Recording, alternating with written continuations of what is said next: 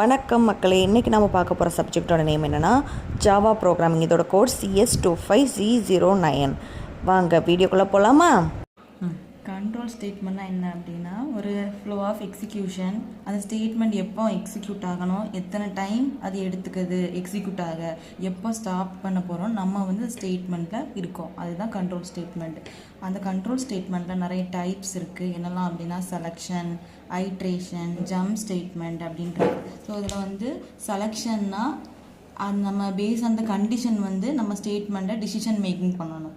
ஐட்ரேஷன்லாம் looping method. ஐட்ரேஷன்னா என்னென்னா, அந்த process complete ஆகிறது வரைக்கும் எப்போ நம்ம வந்து நம்மளோட ரிசல்ட் கிடைக்குதோ அது வரைக்கும் லூப் பண்ணிக்கிட்டே இருக்கணும். லூப் பண்ணி நம்மளோட கோல் ரீச் ஆகுது வரைக்கும் நம்ம பண்ணிக்கிட்டே இருக்கணும். அதில் வந்து பண்ணதே நம்ம ரிப்பீட் பண்ணிகிட்டே இருப்போம் அன்டில் த ப்ராசஸ் சாட்டிஸ்ஃபைட் பண்ண வர. அடுத்தது இப்போ வந்து ஜம்ப் ஸ்டேட்மெண்ட்னா ஜம்ப் பண்ணி போகிறது மாதிரி இருக்கும். இப்போ அதில் நம்ம ஒன்று ஒன்றா பார்க்கலாம். ஃபஸ்ட்டு வந்து செலெக்ஷனில் வந்து என்னெல்லாம் இருக்குது அப்படின்னா இஃப் எல்ஸ் லேடர், அதுக்கப்புறம் சுவிட்சு, அந்த மாதிரி இருக்குது. ஃபஸ்ட்டு நம்ம இஃப் ஸ்டேட்மெண்ட் பார்க்க போகிறோம். இஃப் ஸ்டேட்மெண்ட்னா என்னென்னா, ஒரு கண்டிஷன் சாட்டிஸ்ஃபைடாக இருந்ததுன்னா அது ட்ரூ ஸ்டேட்மெண்ட்டு, இல்லைன்னா அதை வந்து நம்ம நெக்லேட் பண்ணிடலாம். இது ட்ரூ ஸ்டேட்மெண்ட் தான் இது பண்ணோம். ட்ரூ ஸ்டேட்மெண்ட்னா பூலன் மாதிரி.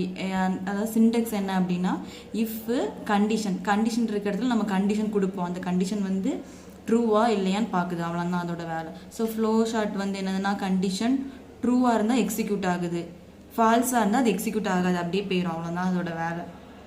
ஜஸ்ட்டு கண்டிஷனை செக் பண்ணி ட்ரூ ஸ்டேட்மெண்ட்டாக இருந்தால் எக்ஸிக்யூட் ஆகும், ஃபால்ஸாக இருந்தால் ஸ்கிப் பண்ணிவிட்டு போயிட்டே இருக்கும். இதுதான் கான்செப்ட். ஸோ அதுக்கு ஒரு எக்ஸாம்பிள் இருக்குது. பப்ளிக் கிளாஸ் நேம் என்ன வச்சுருக்கோன்னா ஓட்டுன்னு வச்சுருக்கோம். இப்போ உள்ளே வந்து நம்ம என்னெல்லாம் கொடுத்துருக்கோன்னா, வேரியபிள் வந்து என்ன அப்படின்னா ஏஜ்னு கொடுத்துருக்கோம். டைப் வந்து அதோட டைப் வந்து இன்டீஜர், ஸோ அதனால தான் இன்ட்டுன்னு கொடுத்துருக்கோம். இப்போ வந்து வேல்யூ என்ன கொடுத்துருக்கோம்னா 20 கொடுத்துருக்கோம். இப்போ கண்டிஷன் எழுத போகிறோம். சின்டெக்ஸ் படி இஃப் ப்ராக்கெட்டில் நம்ம கண்டிஷன் கொடுத்துருக்கோம். ஏஜ் வந்து greater than R equal to 18 இருந்துச்சுன்னா எலிஜிபிலிட்டி ஓட்டுன்னு அப்படின்னு இருக்குது. அதை நம்ம செக் பண்ண போகிறோம். ஸோ ஏஜ் வந்து என்னது இருக்குது, என்ன வேல்யூ கொடுத்துருக்கோம், 20 கொடுத்துருக்கோம். அப்போ 20 வந்து கிரேட்டர் தான் ஆர் 18 தான், கரெக்டு தானே? ஸோ அது ட்ரூ.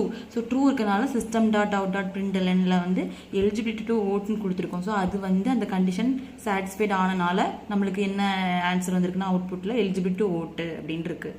இதுதான் இஃப் ஸ்டேட்மெண்ட்.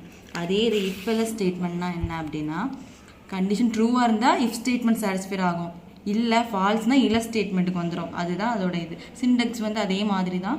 இஃப் வந்து கண்டிஷன், இஃப்பில் வந்து ட்ரூ ஸ்டேட்மெண்ட்டாக இருந்தால் அது வந்து சாட்டிஸ்ஃபை ஆகும், இல்லை ஃபால்ஸ் ஸ்டேட்மெண்ட் இருக்குது அப்படின்னா இல்லஸில் வந்துடும், இல்லஸ் கண்டிஷனில் வந்துடும்.